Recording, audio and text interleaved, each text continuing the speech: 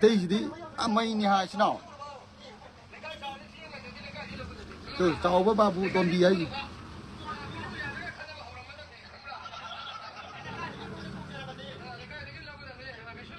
Hai. Mà Tây thì mấy ni, hầu đất căn nó tăng chân thì thính bờ ngâm bờ nó thính bờ thính đi đó. Thôi nào em. Hai bro.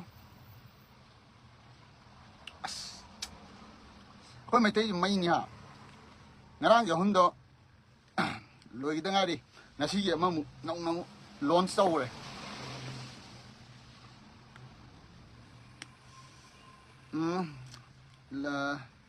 Lần hay về mati long jam. Ayo jumpa lại sao hôm nay đấy. Xong tập pe. Đây nãy sao je tapi je. Mana yang ba? Gadha me amna yo me. Moi gai ko. Moi cái thùng nào chứ hả? Boni cái mà lại thế này, tôi actor Boni yam ba actor cái Aming giwa luôn, ngày đi giàu giwa hồ ra rồi. Đó, đây nó hơi hay đi chứ chi, cái đâu gì cái cái ta nói gì cái, dù đó,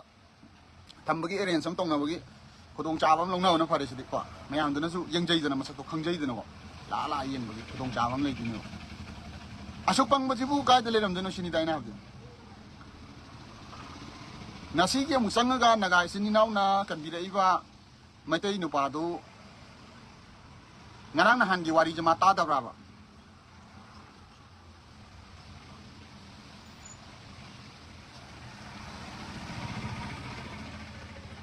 Ningki, achum mani, lanya tawar iji kari nung kang daw lere ba. Ay nu ngasi diam nu du ko kay no to du je kan da yam nu di ate yam da na to ngasai gi kono se ipu om ju ta re ji ngasi je ipu om ju ta de kham om nong nga ba ta tawri myam ado gada je thola bani na gada mari di phange hoji ji ki ko ai live te dum haijari mi bu han ba sarkar ju wahal le praja ju wahal le lai ba myam si loi wahal le ban tàu cái timing đó ban là máy ông nào riba sini nau mya mo wahal le awa ba wa nga tani aduga ngasi live ki utang nei ke nom to hai jo cái ban se yar ki tàu na di phai ko sino ya cái ban tàu da bi da khoi khong jing jing ba ma jing jan bo je ban sina khoi gi no ma da tan jari ba sin nau mya yang shwe ba hai ro tam ma thawal do ai ga dani da na ma ne ai ju ga dani ai sama juga tani. Ada ai lanjut dream ni na gada ma pungki cingdri ko gada mati ni hai tare. Gada hai ti gada walu are to. Jessica una ba chachi chali oram ni. Ai na hang ni je kano surja kuma. Ai na hang ni je Jessica na ye pau pau na ma tai kana no ma kana number legi si ni Jessica dai na hang di. Mana khoi metem sa kana ma chikra ro sini. Lin ma hudu na chikra ro sini Jessica am una ba cha ni. Thôi ngarang ki thawal ki ani du chu Google Map yeng laga mayum han bada torbung ngota chalam mani achi no kuna tuna ka khoi kai pai lege baja aduna akhoi ki ban daw ji ji yar ge kana to gum ji sino ban si atrakan da ji ko akhoi ki atrakan to ji natra di to gum si ke nang tam da baja manung da lei riba kaithel da lei riba ima hanubi chatpangam da ba ko makhang kon ba hanubi mi ama no mo gi pasa tan bala i ba ko aduna lấy cái lá ba anh đừng nói ngang xuống lại ở đó nó giải cái đi bắn gì tàu cũng xí, tôi chỉ qua đây đi vậy na bắn đi cái tàu đó nó vô phần gì không chẳng đi tôi chẳng chẳng gì mà na apam không chẳng cái nào đó, aduga yam na communal rồi cái đâu ba yam na aduga tôi machine đó mục na rồi mang cái đó ba lần thum mang cái đó có cái đó ba đâu mà nghe được giải cái tàu cũng chỉ số bao nhiêu tôi mới thấy mình sáng ngày này sống này là cái ngoài kia state post đâu số em xem đâu số mà bút tàu này tôi tao tôi machine này nằm trên ngoài này đi vào đó là giải cái khăn thắt cái thâu tàu xí này hay gì cái nô pun nó cái bộ hay gì nó mà này đi kia xem này thôi nô pun nó upay lấy cái vùng nó có đâu này sẽ upay lấy đấy ngarang cái aduk pas jana kan tôi ngay ngay si mu hay jale rồi này si jangan pun terang nagai sinau tu nó cái bộ uram dah to này luar ini dom luar ini apa mak 제시카다 다나오보다 삐르니 제시카세 마세 마나수 ꯒ꯭ꯌꯥꯟ ꯇꯥꯕꯝꯗꯤ ꯊꯣꯛꯑꯕꯅꯤꯀꯣ ꯑꯩꯅ ꯃꯥꯁꯤ call ꯇꯧꯔꯛꯑꯣ ꯍꯥꯏꯕꯁꯤ ꯐꯅꯌꯥꯝ 0.9ꯗ ꯇꯧꯔꯛꯑꯣ ꯍꯥꯏꯕꯁꯤ ꯇꯧꯔꯛꯇ꯭ꯔꯤ ꯍꯧꯖꯤꯛꯐꯥꯎ ꯇꯧꯔꯛꯇꯤ ꯁꯣꯏ ꯇꯧꯔꯛꯀꯅꯤ ꯃꯥ Google Map ꯆꯩ ꯂꯩꯔꯦ ꯌꯥꯝ Google Mapꯁꯦ ꯁꯤ ꯀꯨꯀꯤꯅꯁꯤ ꯁꯥꯟꯅꯔꯛꯄ ꯄꯣꯠꯅꯤꯅ ꯑꯩꯈꯣꯏꯅ ꯌꯥꯝ ꯆꯦꯛꯁꯤꯟꯕ ꯑꯃ ꯗꯔꯀꯥꯔ ꯑꯣꯏꯕ ꯍꯧꯖꯤꯛ ꯃꯤꯑꯣꯏ ꯃꯔꯤ ꯀꯨꯀꯤꯗꯒꯤ ꯁꯥꯔꯥ ꯁꯦꯜ ꯆꯥꯔꯝꯗꯧ ꯃꯥꯜꯂꯦ ꯍꯧꯖꯤꯛ ꯃꯌꯥꯝꯅ ꯑꯄꯥꯝꯕ ꯂꯣꯏ ꯍꯥꯏꯅꯔꯛꯀꯅꯤ ꯁꯤꯗꯩꯗ ꯀꯩꯝꯇ ꯑꯩꯈꯣꯏꯅ ꯀꯩ ꯍꯥꯏꯕꯅꯤ ꯅꯠꯇ꯭ꯔꯥ ꯌꯨ ꯊꯛꯆꯤꯜꯂꯒ ꯏꯔꯥꯡ ꯁꯥꯒꯠꯄ ꯌꯥꯝ ꯌꯥꯎꯏ ꯑꯗꯨ ꯔꯣꯕꯤꯟꯁꯟ ꯑꯗꯨ ꯑꯆꯨꯝꯕꯅꯦ ꯌꯨ ꯊꯛꯆꯤꯜꯂꯒ ꯏꯔꯥꯡ ꯁꯥꯒꯠꯄꯒꯤ ꯊꯕꯛꯁꯤꯗꯤ ꯇꯣꯛꯁꯤ ꯀꯩꯝꯇ ꯈꯪꯗꯕ ꯑꯉꯥꯡ ꯃꯆꯥ ꯃꯌꯥꯝ ꯑꯃ ꯁꯣꯛꯄ ꯌꯥꯎꯏ ꯑꯍꯟ ꯃꯌꯥꯝ ꯑꯃ ꯁꯣꯛꯄ ꯌꯥꯎꯏꯀꯣ ꯑꯗꯨꯅ ꯑꯗꯨꯒꯨꯝꯕꯗꯤ ꯌꯥꯔꯤꯈꯩ ꯅꯤꯁꯥ ꯆꯥꯁꯤꯜꯂꯒꯗꯤ ꯏꯔꯥꯡ ꯌꯥꯎꯕꯤꯗꯕ ꯑꯩꯕꯨ ꯍꯥꯏꯖꯧꯗꯤ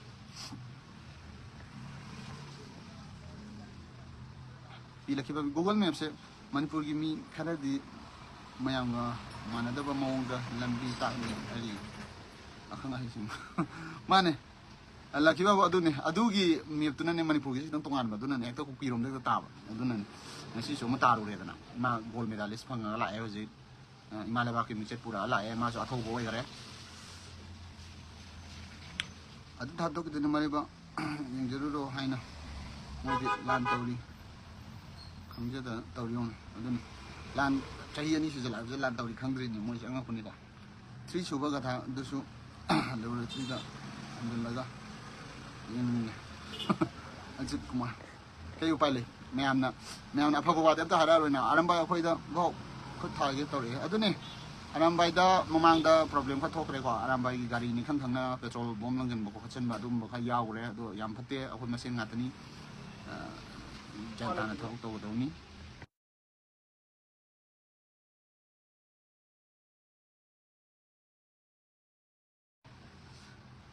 kay mathil charage mafadi mana ai kano chare ngasi se hangam kang soye ma aduga morong me pam tawga chare thoy ai hangam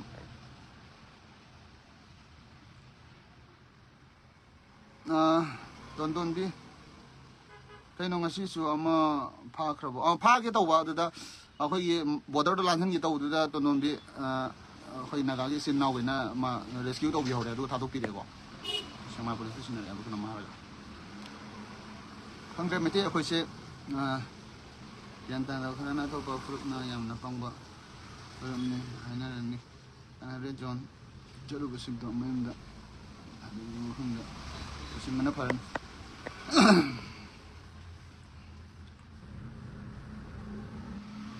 Anita hidrong ko, gada masing siapa muk hauba. तारीबा अदुने गधा मसिंग थिदोकदि फै गधाना चुम याम चलादि यामना problem होगनी अखोइदा लंबी चपत मिंगोंदा हंगबनदि फै तोनम बिया चुम मने को यारगे हंगजी आई चलागा जो हंगजे गधा आइसे दुना माने चुम मने दना वाइ खोगी ये कुकी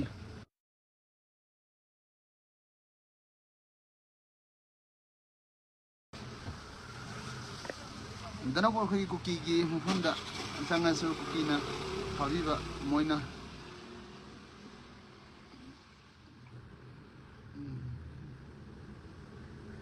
खंदे ज्ञान तादे कनो मानेजे थै तो का लापियो इसनाव संगमाय खंगना बोइना को इ मसेनि ना मीना अमु लाक्चबदि नुआइते यादरे हाबा अमा खानबा अंता हाहनसे चुमनी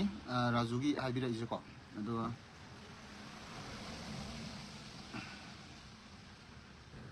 खंद्रे कनो से अंदक मचे से अफम यम थोले लान तवी खंदबा मयम दे मपान थोक्तबा ai thaba mayam ngasagi yumdagi tholaiba myam se atay amta natra ai seng haijara bada ai knowledge tagi haijara ko myam ama magi wana dar bro okhalta do myam se kamai to sige adune covid okhalta do myam sige ne sum tana se ne sum tawne ko adaida aina haijaning eba point ten tana te thaba ko dema mi loi tawning eba ai sa mong su thabu active service pa mamme thaina lang ga tawdri ko matam ai ngam na level da ai chachaiba ching chatli ama chali ko chali matam da ka su adu mali tam ni sape ya ado hojiki oina di leiriba irang sigi matung ina khoni chatpa matam da यारिगे हाइने सिंग चटकदबनेबा चटपजे के नाम दम मा मसागी युमदुदगी थादोरइबा अहनगैदुसु ग्यान ताबिगदबनेबा इबो नोने चत्तिबो लंबिजिना सिरा नै गाड़ी मचाजिदो सुमान तो चत्तिरा सि अहन अमा ओइबगी सि हंगम थोइको ममा पा मोइना आई इसादो आई रिकमेंड अम याउ चतोरेना आई चाना पादो कमाय थादोकदनो आई हंगदोनि मा करोम दे चत्तिनो करी तौदिनो करोम नाकंदगी हाइदलगा नंग सिजे तादिनो सिगी जगासिना कुकी जगारा सिना मैतै जगारा हाइबन चिंबसिना नगाई जगारा सिना कई जगार लोइना अहनदुना तापिगदबनेबा हंबिगदबनेबा अदुगा अंगांग दु थागदबनेबा गाड़ी मचादा चले प्रॉब्लम तो थे मैं लोग वाना हले नता अदुना एने हबदि लान से तवरिसे केगिनो अदु लंबी तदो दुमा रेड जोन थांगने अदुसु थांगने अदुना दोनोंबि थांगने दुकान का जनो याम फमिसे यस कोन पुलिस लेंदनि को एमसी मोइसे न फॉवा थंगदबा मी अरुजानि करियो हन दगिनो सोनिया मोइना अदु तौबदो आइदि केम हाइजनिंगे आइगे हाइगदबो पॉइंट नबो को जुजे आइना हाइजनिंगे जे ngasi thoiba ngang sisu lai photana isona channa le hore ada asam gatha si ngana mu ke hen chure ba mayam dogi ahum do phagre na ma pau taram ngani ba man ngasi mu changi jina ka do no last kin na lola wa la ji pilot aduna ahan lamanna yani ga haigadabani yani ga hangadabani nang chatuje nungdang asupung asute chali jina kai gino aduga nang na chatu bhamna kai lei kai ke siloina ahan na moina yung ya na moi tarte loina khana bigadawni angang nu khusira si tawraga chapi mong ai ju pamjade ai isana chapa matam ai soidana hangani ma kai chatino na sugum bawase ai khata honi ahalaman dai tare ko soibai tangon de side लेबगी दि माना बगी सा चना चबे के scale लेते दि सा जनो अदुगा सुगम मा तौरगा हाइदो सकी दोरे हाइता दि मा पाना सु सेक्शन थोरा लखत पिगदमने बस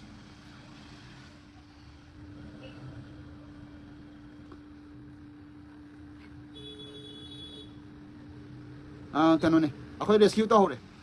कनो जकानो कोनसम मा कस्तो होद्रे होजि चंगन मंगम मौद्रे आमन दान चंगन मंगम मौद्रे मा होजि फारे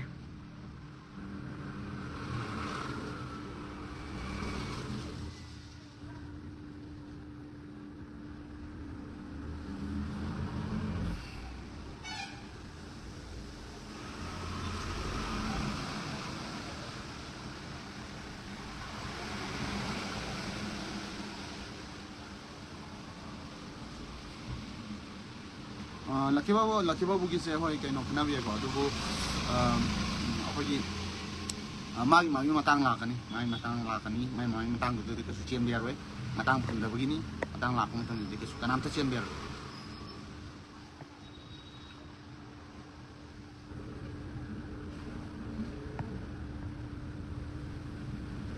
माने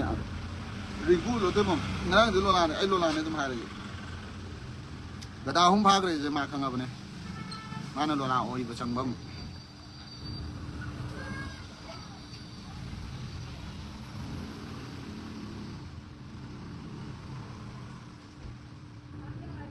अदने ले थंगबे गूगल मैप ता चलपगी मथौ ता ताद्रे हुजिकति को माइकै गने मक्ता लोइना लेदि बिसिनाव म्यामसदा पाउ से तानरगा चपिउ गूगल मैप को लोइ तोथो खितंग लापा इबे जगा द लोइ लेंगने इसिनाव म्याम अदुदा ओइना पाउ फोनो बिरो गूगल मैप को चलो ना गूगल मैप तो ना को चाहिए ना चलो को चाहिए इलांग नहीं तब रेड जोन ना तब जगह दे तो नहीं चलो रेड जोन वही भी जगह दे गूगल मैप सुने हैं बियॉन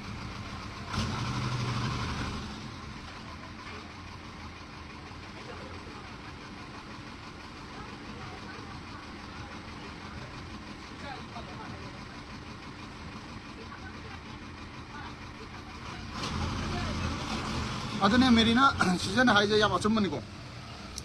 लेबाकी तौगेम तौगदि लेबाकी कथोसे हवाई कथोगा तुंगी मिरोलगी दम थममसे अदुदि याय तौसी नतबिदा मोइना संगलगा उमना मपुले वाहलगदि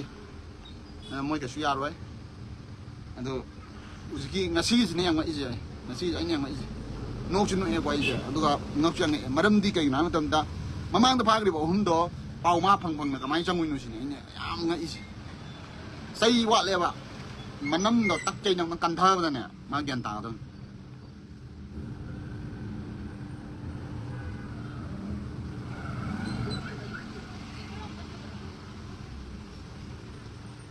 ꯔꯦꯡ ꯀꯨ ꯍꯥꯏꯗꯔ ꯂꯣꯇꯨꯡ ꯃꯝꯖꯦ ꯃꯁꯤ ꯑꯩꯈꯣꯏ ꯅꯥꯒꯥ ꯁꯤꯜꯅꯥꯎꯅ ꯀꯩꯅꯣ ꯇꯧꯕꯅꯦꯅ ꯍꯥꯏꯀꯣ ꯃꯣꯏꯒꯤ ꯑꯞꯗꯦꯠ ꯂꯥꯛꯄꯗ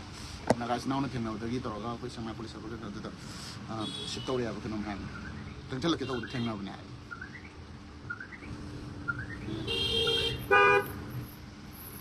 ꯌꯥꯝ ꯅꯣꯛꯅꯤꯡꯉꯤꯗ ꯌꯥꯝ ꯄꯪꯉꯤꯗ ꯌꯥꯝ ꯄꯪꯉꯤꯗ ꯁꯥꯝ ꯄꯪꯕꯁꯨ ꯀꯃꯥꯏꯅ ꯇꯧꯗꯣꯏꯅꯣ ꯈꯪꯗꯦꯗ ꯑꯁꯨꯛ ꯄꯪꯕ ꯑꯁ ꯊꯤ ꯄꯪꯉꯦ ꯀꯥꯏꯗꯅꯣ ꯈꯤꯇꯪ ꯈꯨꯄꯪ ꯊꯤ ꯄꯪꯉꯦ ꯌꯥꯗ꯭ꯔꯦ ꯌꯥꯝ ꯊꯤ ꯄꯪꯉꯦ ꯍꯣꯏ ꯊꯋꯥꯏꯕꯨꯗꯤ ꯂꯣꯏꯅ ꯍꯤꯡꯉꯦ ꯐꯔꯦ ꯑꯗꯣ ꯉꯁꯤ ꯆꯪꯁꯤꯜꯂꯨꯏꯕ ꯃꯤꯁꯤꯁꯨ ꯑꯉꯛꯄ ꯑꯃꯅꯦꯕ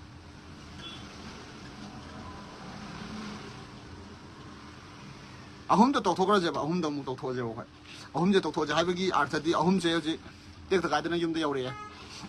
ꯌꯨꯝꯗ ꯂꯩꯔꯦ ꯃꯣꯏ ꯑꯁꯣꯏꯕ ꯃꯌꯥꯝꯅ ꯄꯦꯟꯗꯕ ꯃꯌꯥꯝ ꯑꯃ ꯍꯥꯏꯅꯔꯦ ꯍꯥꯏꯐꯝꯁꯨ ꯊꯣꯛꯏ ꯍꯥꯏꯁꯨ ꯍꯥꯏꯒꯅꯤ ꯀꯩꯗꯧꯕꯩ ꯍꯥꯏꯔꯣꯏꯗꯣꯏꯅꯣ ꯃꯌꯥꯝꯅ ꯀꯣꯛ ꯈꯨꯠ ꯄꯥꯏꯅꯔꯒ ꯂꯩꯍꯜꯂꯒ ꯃꯣꯏꯅ ꯃꯣꯏꯒꯤꯗꯃꯛꯇ ꯂꯥꯎꯗꯅ ꯈꯣꯡꯗꯅ ꯇꯧꯔꯨꯔꯤꯕ ꯕꯟ ꯃꯌꯥꯝꯅ ꯇꯧꯗꯅ ꯈꯣꯠꯇꯅ ꯇꯧꯔꯒ ꯃꯣꯏꯅ ꯇꯧꯔꯝꯃꯤꯕ ꯄꯣꯠꯇꯣ ꯆꯥꯟꯅꯔꯛꯇꯕꯅ ꯃꯌꯥꯝ ꯂꯣꯏ ꯁꯥꯎꯅꯔꯛꯄꯅꯦ ꯑꯗꯨꯗꯤ ꯑꯩꯁꯨ ꯀꯩꯁꯨ ꯍꯥꯏꯅꯤꯡꯉꯥꯏ ꯂꯩꯇꯦ ꯃꯌꯥꯝꯅ ꯁꯥꯎꯗ ꯑꯆꯨꯝꯕꯅꯤꯅ ꯑꯩ ꯑꯗꯨꯝ ꯍꯥꯏꯖꯔꯛꯀꯅꯤ ꯃꯌꯥꯝꯒꯤ ꯃꯇꯦꯡꯗ ꯑꯗꯨꯝ ꯑꯩꯁꯨ ꯁꯞꯄꯣꯔꯠ ꯇꯧꯖꯔꯛꯀꯅꯤ ꯑꯆꯨꯝꯕ ꯋꯥꯗꯨꯗꯤꯀꯣ ꯑꯗꯨꯅ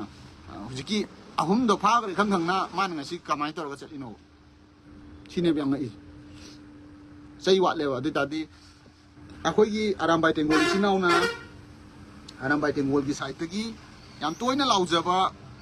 ꯔꯦꯗ ꯖꯣꯟ ꯍꯥꯏꯔꯤꯕ ꯖꯒꯥꯁꯤ ꯌꯧꯔꯛꯄ ꯃꯇꯝꯗ ꯍꯥꯏꯖꯟꯕꯤꯔꯛꯀꯅꯨ ꯑꯃꯗꯤ ꯍꯪꯉ ꯆꯠꯄꯤꯌꯨ ꯍꯥꯏꯗꯅ ꯂꯥꯎꯗꯅ ꯄꯣꯁ ꯇꯧꯗꯅ ꯚꯤꯗꯤꯑꯣꯕꯨ ꯊꯥꯒꯠꯇꯅ ꯇꯧꯔꯤꯕ ꯃꯌꯥꯝꯁꯦ ꯑꯔꯥꯝꯕꯥꯏ ꯇꯦꯡꯒꯣꯜꯅ ꯇꯥꯗ꯭ꯔꯦꯕ ꯑꯗꯨ ꯑꯣꯏꯇꯥꯔꯗꯤ ꯑꯔꯥꯝꯕꯥꯏ ꯇꯦꯡꯒꯣꯜꯅ ꯍꯥꯏꯕꯗꯣ ꯇꯥꯗ꯭ꯔꯦ ꯍꯥꯏꯕꯅꯦꯕ ꯃꯣꯏꯅ ꯇꯧꯕꯗ ꯑꯗꯨꯝ ꯌꯥꯔꯅꯤ ꯈꯜꯂ ꯑꯗꯨꯝ ꯆꯠꯆꯕꯅꯦ ꯑꯗꯨ ꯇꯥꯔꯗꯤ ꯍꯌꯦꯡ ꯋꯥꯔꯛꯑꯀꯥꯟꯗꯗꯤ ꯀꯅꯥ ꯋꯥꯔꯦ ꯄꯨꯂꯞ ꯋꯥꯔꯦꯕ ꯑꯗꯨ ꯇꯥꯔꯗꯤ ꯑꯗꯨꯒꯤ ꯃꯤꯗꯣ ꯃꯁꯥꯅ ꯃꯁꯥꯕꯨ ꯆꯩ ꯅꯤꯖꯕꯅꯦꯕ ꯑꯗꯨꯃꯛꯇꯤ ꯆꯤꯇ꯭ꯔꯥ ꯍꯥꯏꯁꯦ ꯈꯪꯗ꯭ꯔꯦꯀꯣ ꯑꯗꯨꯒ ꯃꯣꯏꯁꯦ ꯒ꯭ꯌꯥꯟ ꯈꯤꯇꯪ ꯇꯥꯕ ꯋꯥꯠꯂꯛꯈꯤꯕꯒꯤ ꯃꯅꯤꯄꯨꯔ ꯃꯩꯇꯩ ꯃꯌꯦꯛ ꯀ꯭ꯂꯥꯁꯤꯀꯦꯜ ꯂꯦꯡꯒ꯭ꯋꯦꯖꯇ ꯌꯥꯝꯅ ꯅꯨꯡꯉꯥꯏꯇꯦ ꯑꯩꯈꯣꯏꯁꯨ ꯂꯤꯗꯔ ꯁꯤꯟꯁꯤꯌꯔ ꯄ꯭ꯔꯖꯥꯅ ꯑꯗꯣꯝꯗꯤ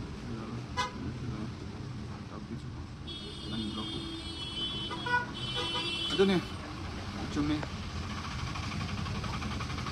ꯃꯁꯤꯅ ꯀꯩ ꯄꯥꯎꯅꯤꯕꯨ ꯉꯁꯤꯁꯨ ꯑꯃ ꯑꯁꯣꯝꯗ ꯑꯁꯣꯝ ꯅꯥꯀꯟꯗ ꯍꯦꯔꯣ ꯑꯃ ꯑꯩꯈꯣꯏ ꯐꯥꯗꯅ ꯑꯃꯨꯛ ꯅꯥꯒꯥ ꯏꯆꯤꯟ ꯏꯅꯥꯎ ꯃꯌꯥꯝꯗꯣ ꯁꯤꯟꯅꯔꯛꯈ꯭ꯔꯦ ꯔꯦꯗ ꯖꯣꯟꯗꯒꯤ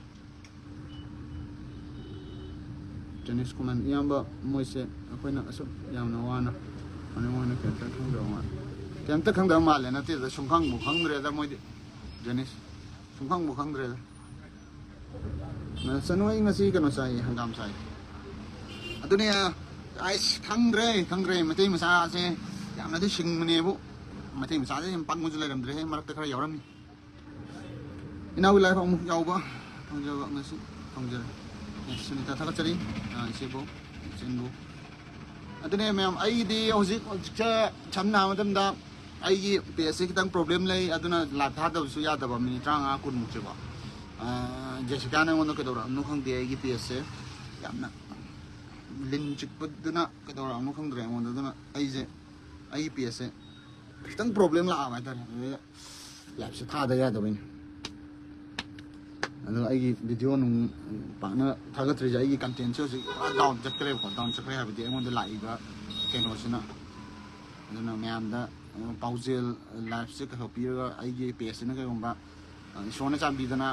याबीरगदी याम फरे याद्रगदी नौना अमा हांगिबदा मिंग चप मानना लाकदोइनी रविकांत कदौब चलीजानो खंगे कदौब चलीनोदी मा पाउ फाउनदबनिना अदुबु चटपै मथौदी तादे कमायना तौरगा मु हाइजलुइनो हाबदुनी तौनरइसे अदुना सिबनाबु थोक्तबगी अखोइजे तुमिना लैनरिनिको सिबनाबु थोदे अमु प्रॉब्लम होकनी मोय खरना अदुना बिरायम तागनी जिना जमहदकी सिगेरा संगेरा मा मान थोपा तौजरनी अदु तौताम केन कई पाइले हाइबे अब हाइरेना रेड जोन सिनी सिगी जगह लांचल चटप यादे हाइबन चिंग हाइबे अब हाइरेना अदुद इंद्रगदी कदौनी अखोइना उपाय लेती मोइना तौदे मोइना फंग ताम अदु वाबदि कना वाय लोय वारे सरकार सुवारे लुक म्याम सुवारे प्रजा सुवारे आराम भाई तेंगो सुवारे लोय वारे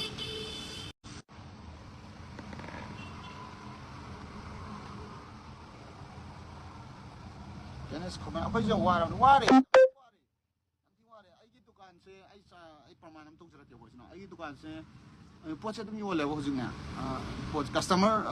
वाला इजे कई गिदो हम बेजना ngasai yum sida pesale select tabo imung me amam yaurebo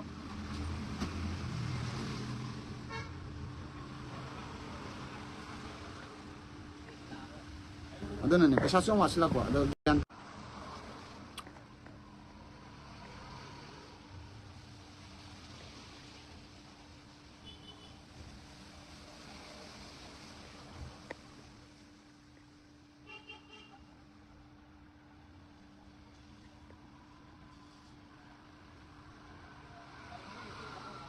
nong lai ma adum chalam jani dum boy ko hai bi indre moi thok pa dum tong na re hayang sire ga na kana mangsa bano asi ba mak ti sire jaki ni duga asai gi athau boy na sat ki do miyo boy na pokta ga di ma gi na khoi gi lan ta sin na yaw bo sinau myam si gi oi na di moi sa athau bon nga ta ni aduna athau bo myam do gi di yam phai aduga ngasi amuk na hong na ngarang gi nahan gi loina dringai sida ngasi mu sang sin lo bai di yam na phajaba wafam na tre gyan yam ta ta bo wafam wa de adugi mido akan akoy masen je hunale re go akoy masen je amana man lang amon no mun lang amana mun lang to le re lang na di sok di ku ta paisin na raga polo on san to sala kai no ma tanaw na di phai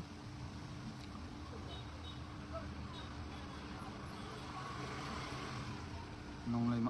ma ne min ha ka so da akoy na kan that pa na wem phara kai no da मैं सुले वारों न रहेगा अशोक पहले जिके ही भावा आई क्या नौमा high गया बको इसनों में आई जे फान रहेगा बिजल में तेज फाग रहेगा आई में तेज मसानी ने में तेज मसा खुद मक नुमाई रहे हवा आई फाग रहे हवा आई जे मैं आमने ठीक ने सही बीरोबा मैं आमने ठीक ने गांग बीरोबा अदुक आई जे कुकी खुद चंद करेगा आई जे कनांत थोक ने तेको बिजल जे मैं आमगे कनांत थोक ने ते खल लजेबा अदुक आई मा फागी मतलब द मैं आमदा अदुक की मतिक नुमाई रहे हवा कई ग्राम तंदा अखोई में तेज easy minung si je si je na adam nuai ro ba adu ki tang ne ko ne nuai tri je adu moi na ma thong nang na mai cha po ro ko da ya na tension yam le ba nongan ba tension update ama mu la ko ju man to la ko yam na la ba mu sa ta da ba wakhal jaw da ba kam ta khang dra bai ta ta manipur da ga lai ta bai ta ta to khala di so yo ame los mo ja nuai da chan da chap do re jo lom chalo ra de kismis sa la ka ni ni khoi ning thau na chik poi da to ko cha po ma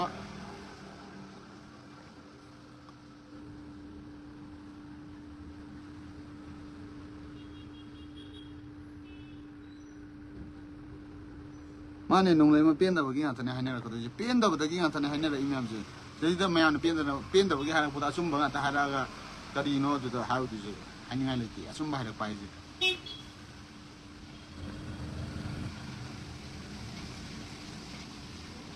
lan he ha puta yum da leiba phang da ke ya yauri aduna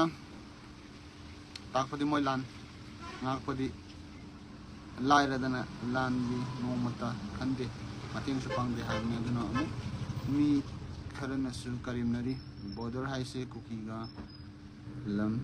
genara go kaina lan tauri kangura sunset loina khonjil laga an oraksi ka homma na haira ado kan lin thang bi kan tha jel jona khoi gi moi gi yamna sathi bamna moi gi moina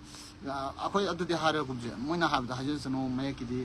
na moina hena thona ya bum thoi ko si da lai me am se ai gi isana pa class 10 kari bi isana pa se ai isana pa ji gi makha bu to yauri wo lan ngai class 8 ka ba ang yauri moi ma thong na cái này khoan thắc đi mình tên luôn